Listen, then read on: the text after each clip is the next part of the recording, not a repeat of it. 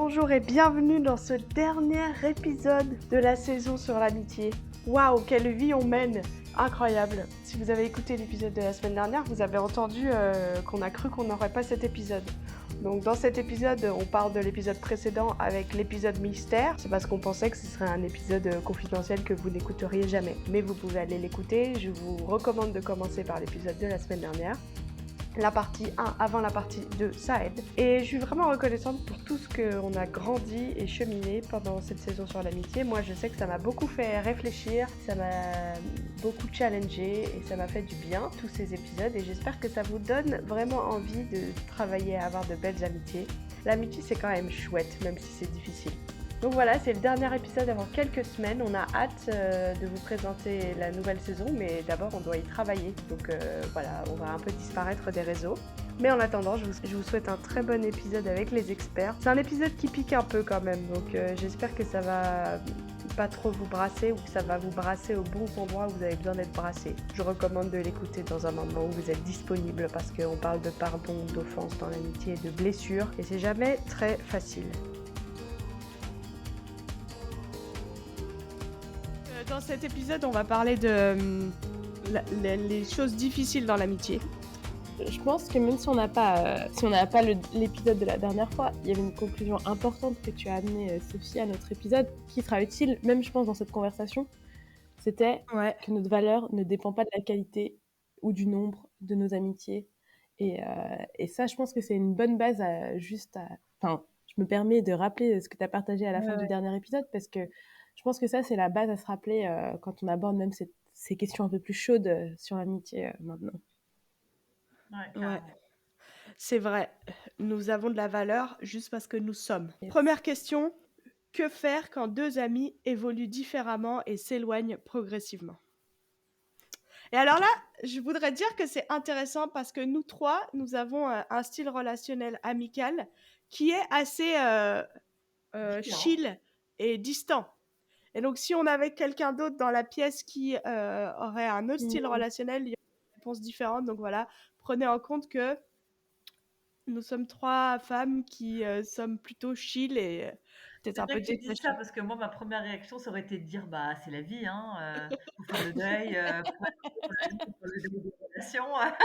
Mais là, du coup, avec ton warning, je me dis: «Ah, peut-être qu'il y aurait d'autres réponses». Mais je pense quand même que c'est en partie vrai. Quel que soit ton style d'attachement, les relations, elles évoluent tout le temps et que quelque part, tu peux pas être bien dans ta peau et bien dans tes relations si tu es pas prêt à ce qu'il y ait du changement, si tu es pas prêt à ce qu'il y ait des amis qui partent. Mon père, m'a dit très, très jeune, «Pour être heureux dans la vie, il faut savoir se séparer» et je pense que c'est très vrai. Donc si jamais tu as un style d'attachement beaucoup plus compliqué, beaucoup plus fusionnel, bah, travaille sur le détachement. Donc ça, enfin, je pense quand même qu'il y a un peu cette idée-là. Après, quand des personnes s'éloignent progressivement, tu peux aussi, si tu ne veux absolument pas renoncer à l'amitié, trouver des façons de rester en relation, différentes et qui respectent plus le fait qu'on se voit moins, quoi. Est-ce que ça va être, voilà, juste un appel une fois par an à telle ou telle occasion? Mais je pense qu'il faut respecter qu'il y a une distance, tout en essayant de trouver des occasions de la combler sans, pour moi, c'est sans faire violence aussi à l'autre et à son rythme, et cetera. Et on l'a déjà dit dans l'épisode précédent qu'en fait, on peut pas dans l'amitié, on peut pas faire violence, il faut qu'on soit 2 à être d'accord. Et donc si les 2 s'éloignent progressivement, qu'il y en a un qui veut pas de cet éloignement et l'autre qui, en fait, est d'accord avec ça, et ben, il faut accepter. Parce qu'en fait, on peut pas faire violence à l'autre dans l'amitié, quoi. Mais si vous vous éloignez parce que vous habitez loin et parce que machin, mais que les 2 le regrettent, et ben, autant, prendre sur soi d'appeler. Et je dirais aussi très, très pratiquement, vous dites pas: «Ça fait tellement longtemps que je l'ai pas contacté qu'en fait, il va trouver ça bizarre». Non. Personne trouve ça bizarre que quelqu'un qui l'a pas vu depuis longtemps le rappelle. Tout le monde est heureux. Donc, souvent, on a l'impression: «Il s'est passé tellement de temps, c'est vraiment chelou, j'ai pas réussi à entretenir. Là, ça fait 3 ans qu'on s'est pas parlé». La personne, elle va se demander tout machin. Non, même si ça fait 3 ans que vous vous êtes pas parlé, un coup de fil, un message, en fait, ça la personne ne va pas trouver ça bizarre, elle va trouver ça cool. Ouais. Yes. Je pense que je rejoins Marion sur beaucoup de ce qu'elle a dit. Je pense que ce qui serait intéressant, c'est aussi justement d'évaluer, mais elle l'a dit quelque part Marion, mais qu'est-ce qui crée en fait cet éloignement? Et des fois, ça peut juste être des conversations qu'on n'a pas osé avoir ou qu'on a besoin d'avoir, et parce qu'on veut pas les avoir, on s'éloigne. Et dans ce cas-là, c'est un peu dommage parce qu'il y a peut-être quelque chose à aller creuser, il y a peut-être des conversations à avoir pour avoir une amitié au contraire plus profonde, plus solide, plus saine. Moi, je crois que souvent, on s'éloigne des gens, pas parce qu'on a eu des conversations difficiles, mais parce qu'on a évité les conversations difficiles. Et donc, peut-être que ça vaut le coup d'identifier le pourquoi. Et puis, des fois, c'est juste la vie, et c'est pas grave, parce que les amitiés, il y en a qui sont faites pour durer toujours, il y en a qui sont là pour être géniales, mais pendant 2 ans. Enfin, c'est l'objectif de l'amitié, c'est pas forcément qu'on reste tous dans le même degré de proximité jusqu'à la mort, parce que de toute façon, sinon, il y a un moment, il n'y a plus de place pour de nouvelles personnes, si tout le monde reste en grande proximité tout au long de notre vie. Donc je pense que identifier le pourquoi de cet éloignement, ça peut être intéressant pour savoir ce qu'on veut en faire. Mais sinon, moi, j'aurais tendance à dire, ben, comme Marion, ça fait partie de la vie. Que ça me questionne. Des fois, l'éloignement, il vient du fait qu'il y a des conversations qu'on n'a pas eues, comme tu dis, Marjo. Et il y a aussi des fois le fait qu'on est égoïste et qu'on n'a pas envie peut-être de prendre soin particulièrement de l'ami quand il passe par des périodes difficiles. On est tous le relou de quelqu'un à un moment ou l'autre, parce qu'on a tous besoin à des moments parce que la vie, c'est galère et tout. Et du coup, je me questionne quand même, il faut se questionner si est-ce que c'est parce qu'il y a de l'égoïsme dans notre cœur qu'on a envie toujours d'être la personne, d'être au centre de l'amitié et qu'on prenne soin de nous, ou peut-être l'amitié, elle a changé d'axe parce qu'il y a eu des enfants, un mariage, un déménagement, un changement professionnel ou je sais pas. Et en fait, la question, c'est est-ce qu'on est apte ou on est d'accord de faire des aménagements dans l'amitié? Et il me semble que si on n'est pas d'accord, ça veut dire qu'on n'aimait pas vraiment l'ami pour qui il était, mais on aimait, l'idée de l'amitié, quoi. Et après, des fois, juste la vie, ça fait il y a de la distance et c'est plus compliqué et tout ça, et il y a pas de problème. Mais si c'est égoïsme et qu'on avait juste envie que l'amitié, elle reste la même et qu'on n'est pas capable de faire le deuil, pour moi, c'est un problème. Et je suis d'accord, pour moi, là, c'est vraiment la question la plus importante.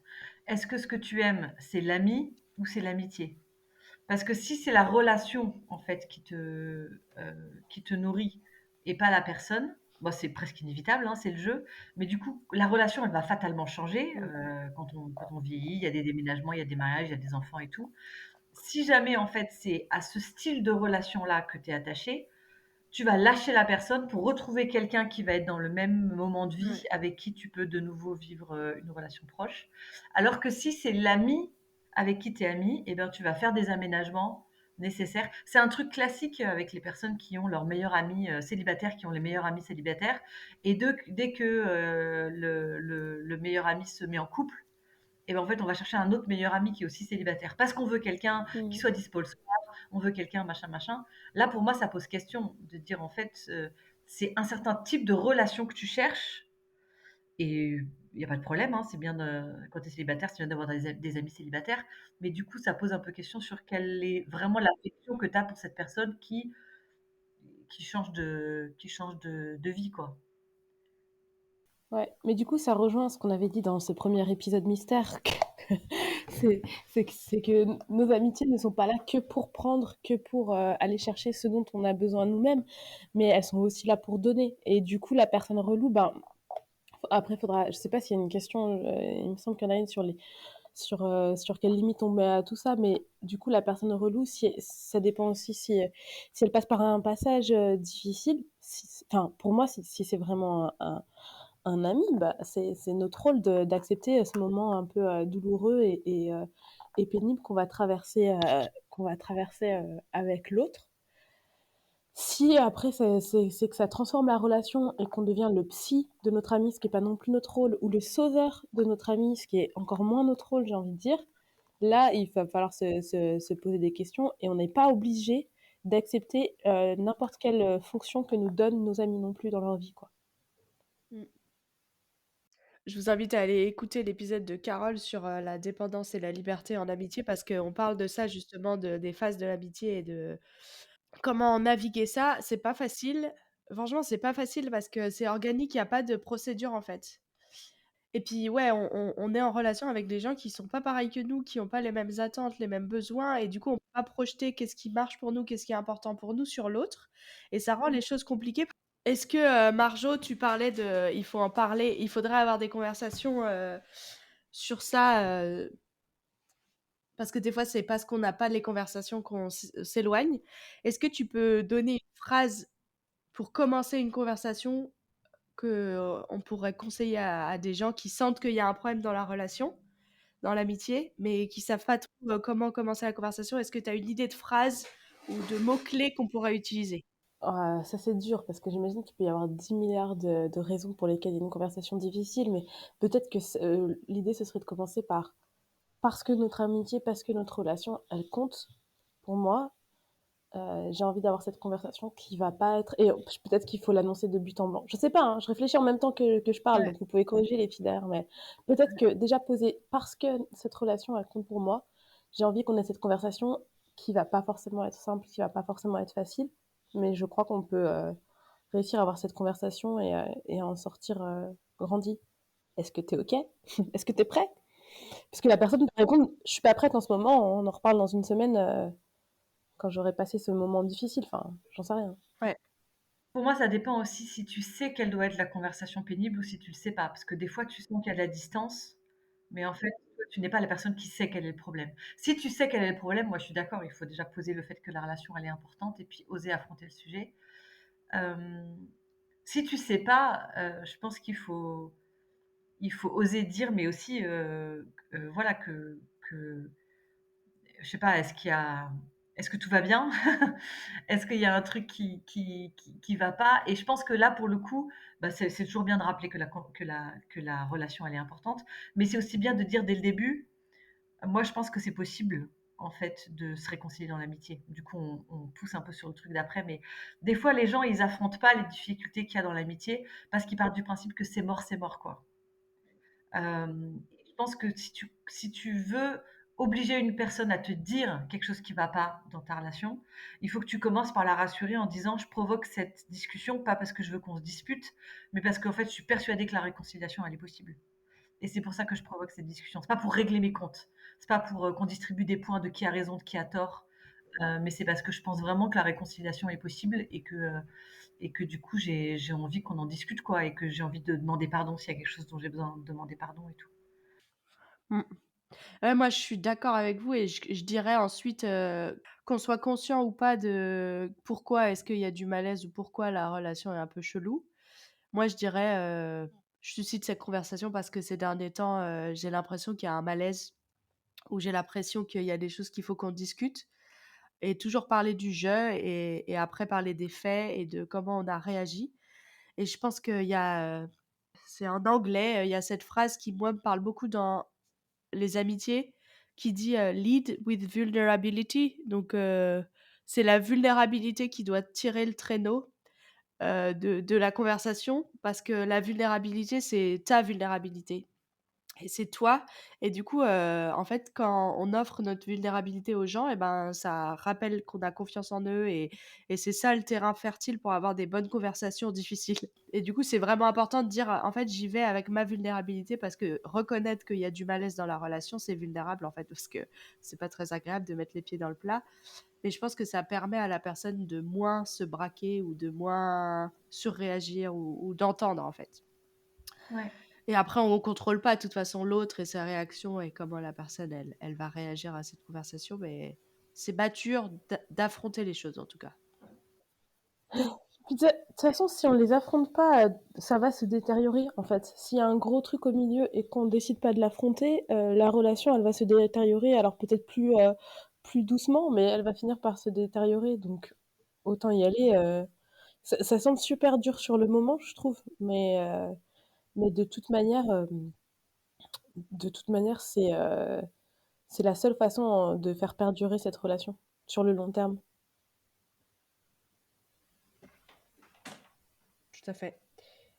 La question suivante, ça va avec ce qu'on discute. Que pense la Bible du fait de mettre un terme à une amitié parce que la personne nous en demande trop? Invitons Dieu dans la conversation. En fait, pour moi, déjà, la question de savoir qu'est-ce que ça s'appelle en demander trop, quoi. Dans l'épisode que vous allez écouter ou pas écouter d'avant, on a posé la question de se sacrifier pour les autres, de donner sa vie pour ses amis, comme Jésus a donné sa vie pour ses amis et ses ennemis. Et je trouve que c'est toujours un petit peu compliqué parce que moi, je pense avec mon caractère, j'ai le soupçon qu'en fait, souvent, on appelle trop quelque chose qui n'est pas trop. Et en même temps, il y a des gens qui en demandent trop. Il y a des gens qui dépassent vraiment, vraiment les limites. Du coup, je trouve, moi, je dirais juste, pose-toi déjà devant Dieu, honnêtement, pour te dire, est-ce que vraiment il m'en demande trop ou est-ce que juste je suis égoïste? Si après, en te posant vraiment devant Dieu, en étant objectif, en ne jouant pas ta victime, sauveuse du monde, machin, machin, tu penses que oui, la personne m'en demande vraiment trop, c'est objectif et c'est pas mon péché qui parle, euh, dans ce cas, la Bible ne dit rien, car la Bible part du principe qu'en fait, on doit se sacrifier pour les autres, mais il me semble que c'est quand même juste, même si j'essaie de voir est-ce qu'à un moment donné, on nous dit, laissez tomber les gens quand ils vous en demandent trop. Non, je pense si peut-être le truc qui pourrait aller, c'est l'histoire du joug mal assorti là, où on nous dit de pas nous mettre avec un joug mal assorti. Donc le joug, c'est, vous savez, c'est le truc qu'on pose sur les épaules des animaux pour qu'ils aillent dans la même direction là, qui lient deux animaux ensemble et qu'il faut qu'ils aillent dans la même direction. On en parle souvent pour dire qu'il faut faire attention aux associations avec les gens qui sont pas croyants. Et je pense que c'est une bonne interprétation, mais je pense que ça peut s'étendre à toutes les alliances que tu fais avec des gens qui vont dans une direction dans laquelle tu veux pas aller.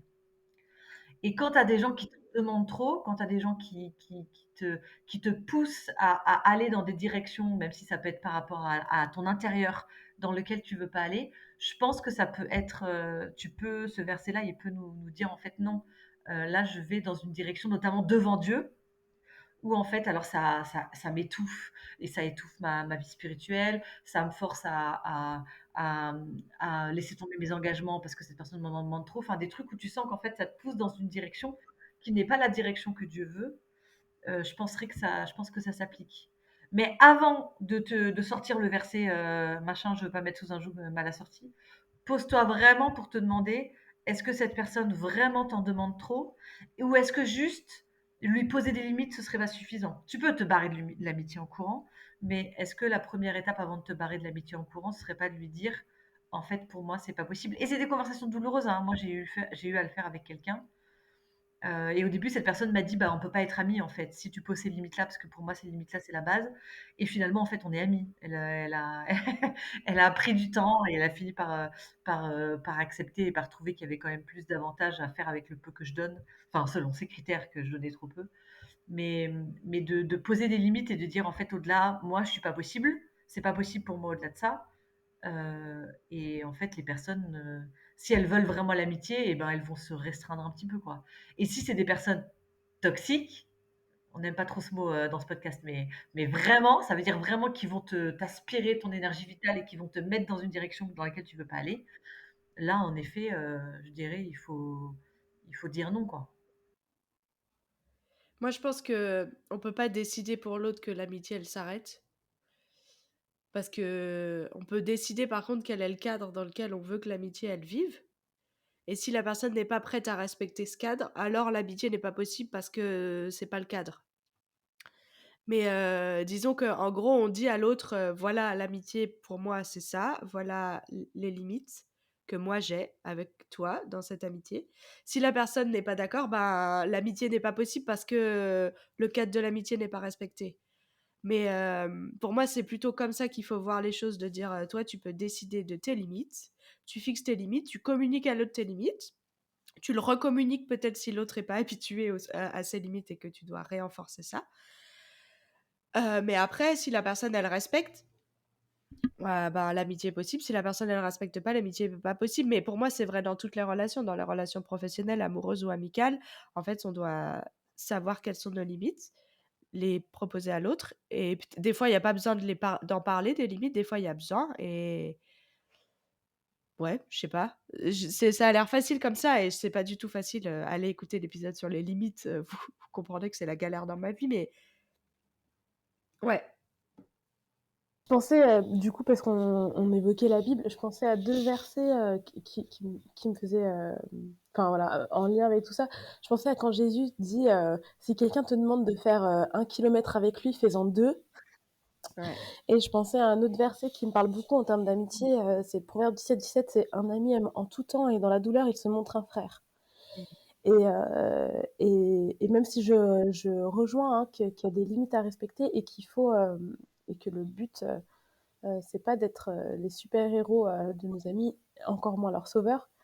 Je pense que la Bible, elle est quand même plutôt enclin à nous encourager à donner à l'autre et à être présent aussi à ses côtés dans ce qui peut traverser de difficultés. Tu vois, un ami aime en tout temps et dans la douleur, il se montre un frère.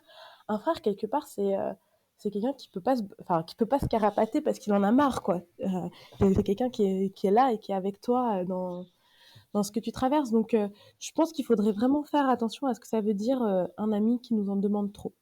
Je pense que si c'est quelqu'un qui en fait transforme l'amitié en autre chose et tu deviens, comment dire, euh, l'esclave ou l'assistant social ou le peu importe de l'autre, bah en fait on est sorti du cadre de l'amitié et là il y a quelque chose à poser. Si un ami qui en demande trop, c'est un ami qui a besoin que tu répondes au téléphone quand il va vraiment pas bien. Enfin, voilà, faudrait vraiment définir qu'est-ce que ça veut dire en demander trop. Et, et je pense que la Bible, elle nous appelle quand même à être présents pour les autres, mais aussi à se rappeler qu'on n'est pas nous-mêmes Dieu et que c'est pas nous qui allons répondre à tous les besoins de l'autre. Et le ramener à ça, enfin, et se ramener les uns les autres à cette réalité que c'est pas tes potes ou X personnes qui va répondre à tous tes besoins, c'est aussi une preuve d'amitié, je pense. C'est clair. Et je dirais, c'est important de se rappeler qu'on est tous le relou de quelqu'un. Parce que des fois, on est orgueilleux de penser qu'on n'est pas relou et qu'on n'est pas, on n'en demande pas trop des fois à nos amis. Mais moi, quand je suis en spirale descendante, que j'ai l'impression d'être un gros tas, que ma vie n'a rien ne va et que j'appelle mes amis alors qu'ils sont en train de coucher leurs enfants ou qu'ils ont un gros rush professionnel, et ben, en fait, je suis leur relou. Et je suis bien contente. Et donc, est-ce que je peux être le relou de l'autre aussi? Et ça me fait penser à, dans la Bible, la parabole du serviteur impitoyable. Ça parle du pardon.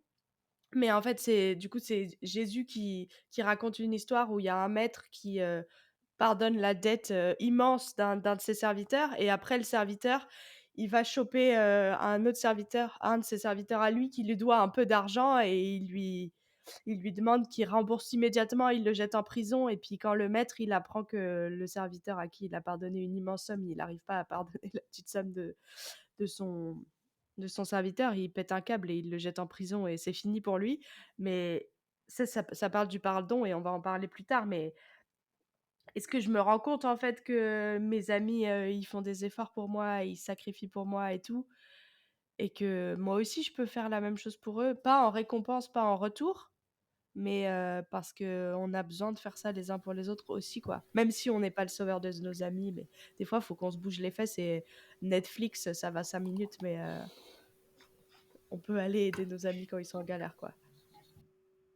Ouais, et puis je pense, enfin, toute la Bible va vraiment dans le sens que vous dites, qu'en fait, les relations, c'est des relations où on fait passer les autres avant nous-mêmes, quoi. C'est pour ce genre de relation que Jésus nous a sauvés. Et, et alors, encore une fois, on l'a dit aussi dans l'épisode d'avant, que toute la société te dit que oulala, il faut prendre soin de toi d'abord, comment tu peux aimer les autres si tu t'aimes pas toi-même, machin, machin. Et OK, oui, je veux bien. Mais en vrai, ça, c'est possible s'il y avait pas le péché originel, quoi. Ça, c'est Mmh. possible si on n'était pas tous des gros égoïstes et narcissistes en puissance. Mais en fait, même la personne qui a l'impression, enfin, moi, j'ai des étudiants qui me disent: «Non, mais moi, je me donne tout le temps, moi, je suis une personne qui fait toujours passer les autres avant moi». Mais il y a des gens, ils me disent ça en me regardant droit dans les yeux. Moi, je rigole. Je dis: «Mais c'est parce qu'en fait, tu es en train de combler un besoin de quelque chose.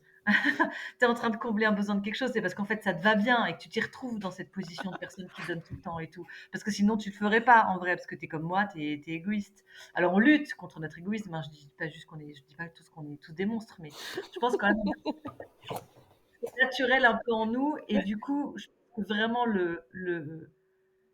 Si c'est juste une personne qui te gonfle parce qu'elle a des attentes et que toi, ça te saoule de répondre à tes attentes, eh ben, tu fais un effort et tu fais 1 kilomètre de plus, quoi. Voilà, si c'est une personne qui est en train de t'assécher totalement et de te bouffer de l'intérieur, repose-toi en Jésus et puis après tu pourras lui donner ce que tu as récupéré en Jésus. Mais enfin, moi, Oui, il y a une différence entre dépasser des limites et être relou, en fait. exactement, exactement. Et dépasser des limites, c'est pas tolérable parce que Dieu nous a créés comme des êtres limités pour qu'on apprenne la vulnérabilité à dépendre les uns des autres et de Dieu.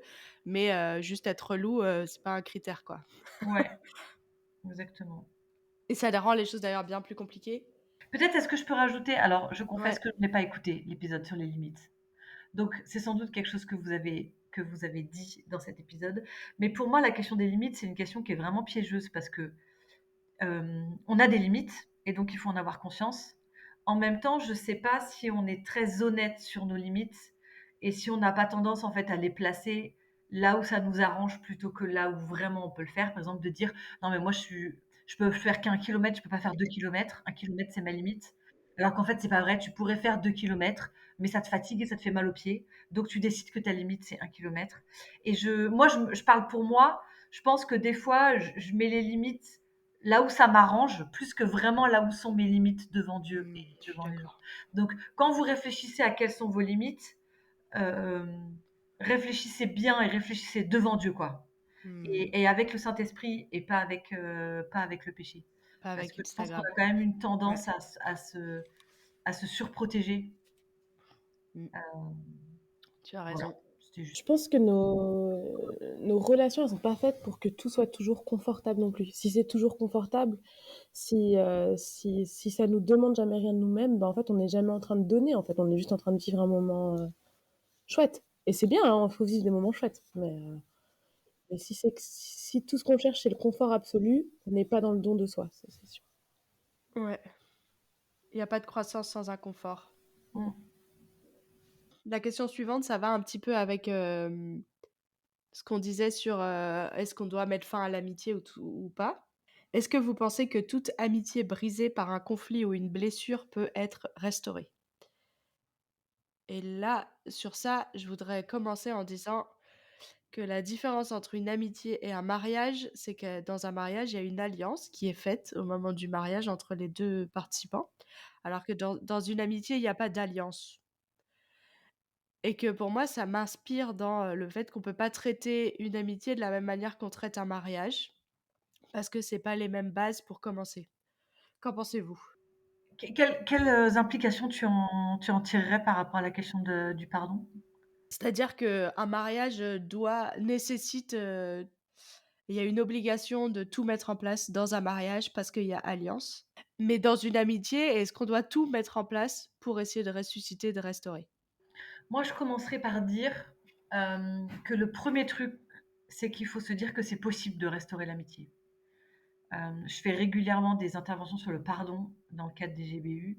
Et en fait, je me rends compte que le principal obstacle au pardon et à la réconciliation, c'est qu'en fait, on n'y croit pas. On ne croit pas que c'est possible. On, on est quand même, on se dit, si c'est mort, c'est mort, quoi. S'il y a eu offense, en fait, c'est pas possible. Les gens peuvent pas reconnaître leurs torts s'ils les ont pas reconnus pendant 2 ans.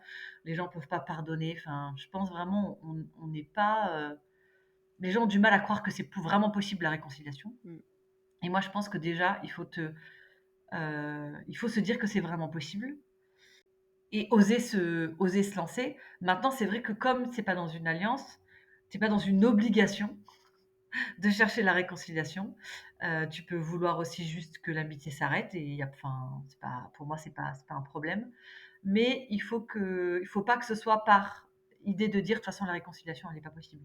Parce que la réconciliation, elle est possible. Moi, j'ai vu des trucs de ouf. J'ai vu des trucs de fou se faire dans les amitiés, dans les familles, dans les couples et tout.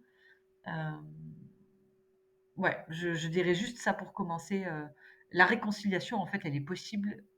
Juste le truc, c'est que souvent, nous, on pense dans le pardon ou dans le conflit, dans une amitié ou quels que soient les protagonistes, on voit toujours qu'il y a une victime et un bourreau.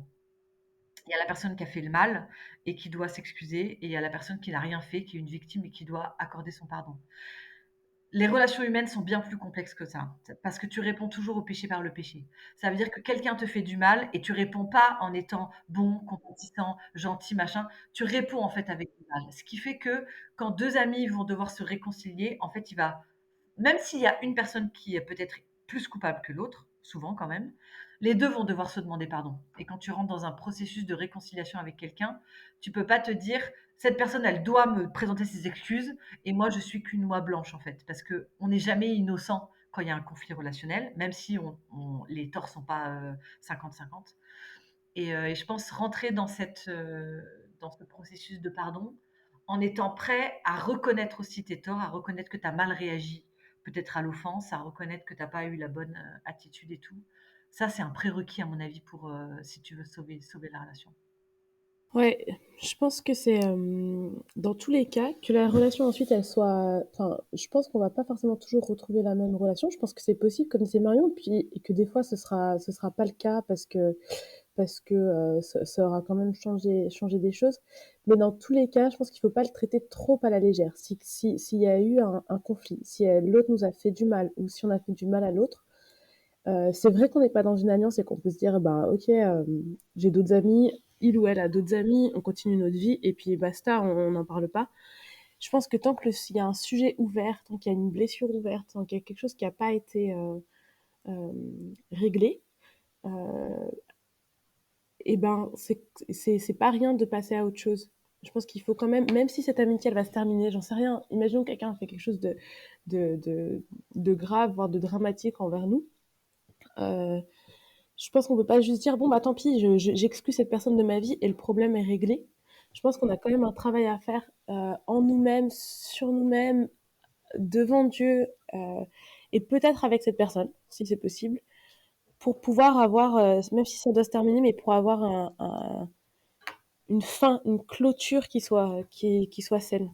Et que, en tout cas, il faut se garder de la naïveté de se dire ok, ben cette personne elle a fait ça, ben je lui en veux pas, mais c'est bon, je passe à autre chose et j'ai d'autres amis. Parce qu'en fait, il y a quand même un sujet à traiter quand on a été blessé ou quand on a blessé l'autre, quoi. Moi, je sais que j'ai une amie qui m'a énormément blessée à un moment donné et je me suis dit, bah, tant pis. Enfin, je suis juste passée, entre guillemets, passée à autre chose et j'ai jamais traité ce sujet-là. Et en fait, c'est un sujet sur lequel, où des fois, longtemps après, je me dis, mais quand même, je comprends pas pourquoi elle a fait ça, comment elle a. Et en fait, il faut quand même euh, régler ce sujet, avoir les conversations qu'on doit avoir si on peut les avoir et, euh, et, et traiter, quoi. Et traiter le sujet, en tout cas. Ouais, c'est marrant. Non, c'est pas marrant du tout. C'est très triste. Ça me rend triste de ces conversations parce que je rejoins ce que tu dis, Marion, sur le fait que des fois on pense que c'est impossible. Et moi, les amitiés ou les relations où il y a genre il y a plus de relations et tout, et je sais que c'est pas réglé, et je sais que il y aura des trucs qui vont devoir se passer, peut-être pas maintenant, mais avec du temps qui passe ou des émotions moins fortes. Moi, ça me renvoie à mon impuissance de gérer moi-même mes émotions et de gérer moi-même mes blessures, les blessures que j'ai reçues et les blessures que j'ai données. Et il y a un couple dans mon entourage qui est marié depuis 40 ans et quand je leur demande c'est quoi les conseils que vous donnez les trucs que vous avez appris dans le mariage, un des trucs qui m'avait beaucoup interpellée, c'était il faut avoir confiance qu'avec Dieu tout est possible et qu'il peut tout faire. Mmh. Et je pense que c'est vrai dans l'amitié de dire ce que tu dis, Marion, d'avoir la certitude qu'il peut faire des trucs de ouf, même en nous-mêmes, même dans Ouais. nos impossibilités de pardonner, même dans nos impossibilités de passer à autre chose, de voir l'autre, pas que pour le mal qu'il a fait, mais aussi pour tout ce qui est bien chez l'autre, de sortir du rapport manichéen. Et pour moi, c'est vital et c'est tellement dur de pouvoir accueillir Dieu dans ce qu'il est capable de faire, même si on pense qu'on n'est pas capable d'avoir les conversations difficiles pour éclaircir les choses ou pour dire à l'autre qu'on a été blessé ou pour attendre. Et, et aussi, je pensais que dans l'Ancien Testament et dans le Nouveau Testament aussi, probablement, ils n'avaient pas trop le choix d'éviter l'autre. Parce que les communautés, elles étaient tellement... Enfin, ils vivaient les uns sur les autres, ils se voyaient tout le Mmh. temps. Mmh. Et aujourd'hui, c'est plus facile d'éviter l'autre. On peut changer d'église ou on peut Trouver d'autres groupes d'amis, on peut ouais. Et du coup, je trouve ça intéressant de dire, il y a des choses où on peut plus éviter aujourd'hui. Et en même temps, quand je lis la Bible et que je suis brutalisée par les versets aime ton prochain comme toi-même, pardonnez-vous les uns les autres et vous serez pardonnés. Le Notre Père, c'est un scandale, quoi. Euh, Pardonne-nous nos offenses comme nous pardonnons aussi à ceux qui nous ont offensés. Et je suis là, non Jésus, Jésus, s'il te plaît, applique pas mon pardon, genre n'applique pas à moi-même le pardon que moi je donne aux autres parce que s'il te plaît, je peux pas quoi. Et il y a tellement de versets qui sont scandaleux dans comment ils me font bouger intérieurement. Je lis ça et je dis, mais Dieu, mais comment c'est possible? Et quelles sont tes exigences pour les relations, qu'on soit plein d'amour, de compassion, qu'on puisse soit capable de pardonner, de lâcher les offenses. Waouh! Et ça nous amène à la dernière question. Comment pardonner à un ami qu'on aime, mais qui nous a vraiment beaucoup blessés? Et dans cette question, vous entendez mon impuissance et la douleur de dire, mais en fait, est-ce qu'on est vraiment capable? On est, enfin, Dieu, il nous demande, donc il nous rend capable quand il nous demande de faire des trucs, mais ça me semble d'une brutalité et d'une inconsidération parfois, j'ai l'impression, quand Dieu nous dit: «Il faut que tu pardonnes», voilà. Pour moi, c'est hyper dur de répondre à cette question parce qu'il y a un élan du cœur que donne l'esprit qu'on peut pas provoquer en vous disant: «Étape 1, faut que tu fasses ça, étape 2, il faut que tu fasses ça». Hem, comment pardonner? Ben, il faut pardonner et Voilà. qu'est-ce qui va faire que tu vas avoir l'état intérieur suffisant pour pardonner? Bah, ça dépend pas vraiment de nous. Je pense, je pourrais dire, déjà, il faut vraiment vouloir que la relation revienne. Ça Ou veut pas que dire que peut-être pas que la relation revienne, mais non, que la relation soit assainie, quoi. oui, pas que forcément qu'elle revienne comme avant, mais qu'il y ait quand même de nouveau relations quelque forme, quel est c'est le but du pardon, hein. Moi, je trouve ça toujours un peu rigolo si le but du pardon, c'est juste de se débarrasser d'un truc. Le but du pardon, c'est quand même de retrouver une relation, même si c'est pas exactement la même. Donc je trouve ça un peu dommage Ah quand moi, on je suis se pas d'accord. ah si, bon, enfin, Jésus, il est mort à la croix, pas juste pour régler les comptes, il est mort à la croix pour qu'on ait une relation. Ça veut pas dire que ça veut enfin, il y a des fois, c'est trop violent. Je veux dire, tu vas pas avoir de relation avec ton violeur et cetera. Mais la plupart du temps, je trouve on se, on se contente d'un pardon un peu de seconde zone en se disant juste: «Je suis OK dans mes émotions et j'en veux plus à la personne. Je veux plus rien avoir à faire avec elle, mais j'en veux plus à la personne». Pour moi, c'est pas tout à fait juste. Maintenant, je suis d'accord que la relation, elle va pas forcément redevenir exactement comme avant, mais que tu vas quand même être capable d'être en relation avec la personne. Mais du coup, ça, c'est un autre truc. Ce que je voulais dire, c'est qu'il faut que tu aies envie que ce soit réglé, quel que soit ce que tu mets derrière régler, retrouver la relation ou juste assainir le truc et tout, que tu en aies vraiment envie et que tu puisses vraiment cette force en Dieu, en fait. Parce que l'envie d'aimer, l'envie de pardonner, on l'a tous, mais l'énergie, en fait, c'est le Saint-Esprit qui la donne. Et ça se travaille dans ta relation avec Dieu. Donc, je dirais, si tu te retrouves à un truc où tu te dis théoriquement, j'aurais envie de pardonner, mais en fait, je sens que mon cœur, il est complètement sec sur cette question, et ben, c'est devant Dieu qu'il faut travailler ça. Il faut crier à Dieu, il faut lui crier dessus, il faut pleurer, il faut lui dire tes émotions. Et on l'a déjà dit, il fait des trucs de fou. Je veux dire, il nous transforme à l'intérieur de trucs de fou. Et c'est lui qui va donner l'énergie de pardonner. Mais pour ça, il faut vraiment le vouloir et en faire un sujet dans ta relation à Dieu, quoi. En faire un sujet de prière, demander à Dieu qui te donne cette énergie pour pardonner. Il y a un bouquin de Lisa Terkeurst, c'est une américaine qu'elle a écrit sur le pardon. Et dedans, elle dit quelque chose qui est très intéressant. Elle dit souvent, on parle de pardonner un acte qui a été fait à un moment donné. Par exemple, quelqu'un qui nous a trahis.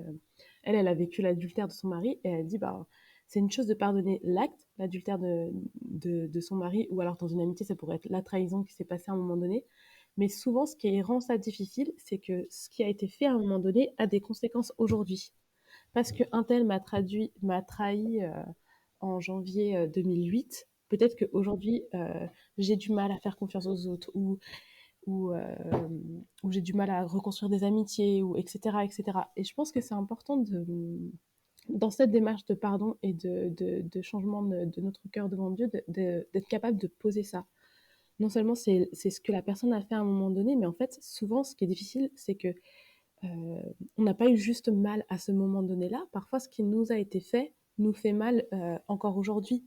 C'est pas juste on nous a mis un coup de couteau, puis ça s'est résorbé et puis tout va bien. Ça a des implications. Et donc, je souffre aujourd'hui peut-être de ce que la personne m'a fait il y a X temps. Et donc, je pense que tant que ça, on n'est pas aussi capable de le voir, de le regarder et de le poser devant Dieu, on peut pardonner ce qui a été fait en 2008, mais est-ce que j'arrive à pardonner ce que ça me fait aujourd'hui? Et, euh, et voilà, j'ai trouvé ça assez intéressant quand elle partageait ça, parce que je pense que c'est vrai que des fois, on regarde aux offenses comme si c'était un one-shot et qu'il fallait juste régler ce problème à ce moment-là. Mais je pense qu'il faut essayer de regarder l'entièreté de comment ça a pu nous affecter et demander à Dieu de nous aider à pardonner et l'action même et les conséquences que ça a aujourd'hui, quoi. Et à faire ce travail-là aussi, qui peut prendre du temps, hein, du coup. Ouais, c'est vraiment un chemin, le pardon. Et c'est un chemin sur lequel on doit marcher toute notre vie. Si on a une relation avec la personne à qui on a pardonné, on doit choisir de continuer de pardonner au fur et à mesure, comme elle doit choisir de pardonner les trucs qu'on a fait aussi. Et c'est vraiment si c'était une décision en one shot, ce serait peut-être presque plus facile parce qu'on peut trouver l'énergie une fois dans notre vie de dire: «Ouais, je pardonne, c'est bon» et puis c'est fait et on se sent mieux et tout va mieux et après on oublie et là, il y a plus mais en fait, c'est un chemin et c'est ça qui rend les choses difficiles. Mais c'est un chemin où il faut qu'il y ait de l'espérance absolument parce que c'est pas dans la désespérance qu'on peut pardonner, je pense. Non, et c'est pas en se brutalisant nous-mêmes, je pense que c'est vraiment Ouais, en demandant à Dieu d'intervenir, quoi. On peut pas ouais. se forcer à pardonner comme avec la pensée positive, tout va bien, c'est bon, j'ai pardonné, c'est bon, j'ai Ouais. pardonné. Il y a un travail en profondeur à faire et c'est ça qui est parfois, je trouve, le plus difficile. C'est parce qu'il faut oser oser demander à Dieu de venir guérir nos profondeurs. Ouais, et puis tu disais tout à l'heure, Sophie, on est tous le relou de quelqu'un. Je pense que ça aide, en tout cas moi ça m'aide aussi de comprendre que je suis pas juste quelqu'un qui pardonne, enfin qui essaie de pardonner. Je suis aussi quelqu'un qui doit tout le temps être pardonné par les autres. Et je trouve c'est toujours beaucoup plus compliqué quand tu te mets dans la position de la victime. Alors des fois on est des victimes, donc voilà. Mais on est tour à tour victime et bourreau en fait à des degrés différents, etc. Et je pense de prendre conscience non seulement du fait que Dieu nous a pardonné, c'est le sens du Notre Père scandaleux, mais aussi du fait qu'on a besoin sans cesse d'être pardonné, ça, ça facilite un peu le truc intérieur en te disant de toute façon, il n'y a pas relation sans pardon, et à la fois le pardon donné et le pardon demandé. Parce qu'il y a le péché. Dans l'éternité, on pourra se débarrasser de ces trucs-là, ce sera fluide, ce sera bien, mais pour l'instant, les relations, elles sont rarement fluides, ou en tout cas quand elles arrivent dans un certain degré d'intimité, elles sont de moins en moins fluides parce que tu es de plus en plus toi-même et donc ça gratte de plus en plus. Et accepter ça comme une réalité de l'état du monde, plutôt que de vivre dans un idéalisme qui du coup voit chaque blessure et chaque griffure comme la fin du monde. Accepter cet état du monde du fait que on va être blessé et on va blesser. C'est pas du fatalisme. L'idée, c'est pas d'être fataliste, mais l'idée, c'est de dire, eh ben, je prends acte de cette réalité et je rentre dedans avec toute mon énergie, toute l'énergie que Dieu me donne pour essayer de construire des relations justes, malgré cette réalité qu'en fait, forcément, dans l'amitié, à un moment donné, je vais être blessée. Peut-être pas très violemment, mais il y a forcément un moment donné où ça va grincer et accepter qu'en fait ça fait partie de la vie et ça fait partie du jeu et ça fait partie de l'amitié et tu rentres dans l'amitié en sachant ça plutôt que de t'attendre à une espèce de relation de bisounours et du coup à la moindre blessure tout d'un coup c'est la fin du monde, t'es écroulé, tu sais pas où t'habites, comment tu t'appelles et tout, de prendre conscience du fait que c'est la réalité des relations et que ça c'est pas moche, ça fait partie de la vie et que tu rentres là-dedans en sachant ça et tu rentres là-dedans en étant prêt en fait à ce qu'il y ait des grincements et à ce que tu demandes pardon et tu pardonnes. Tu essaies. Mmh. Ouais.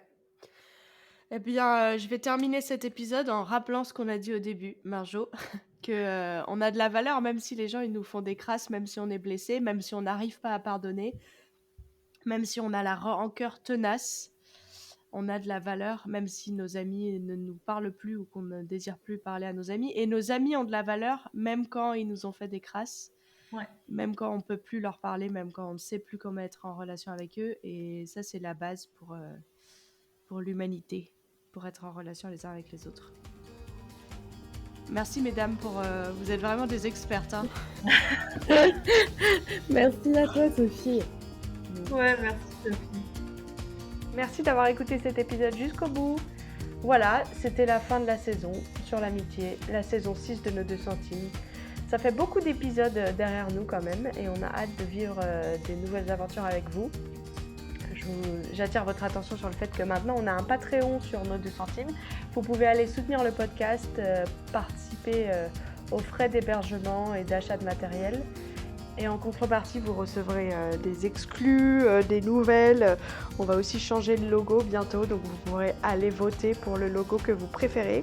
On espère arriver à développer cette communauté sur Patreon pour aussi répondre à des questions ou poursuivre les conversations sur le podcast, par exemple sur l'amitié ou les sujets de la prochaine saison.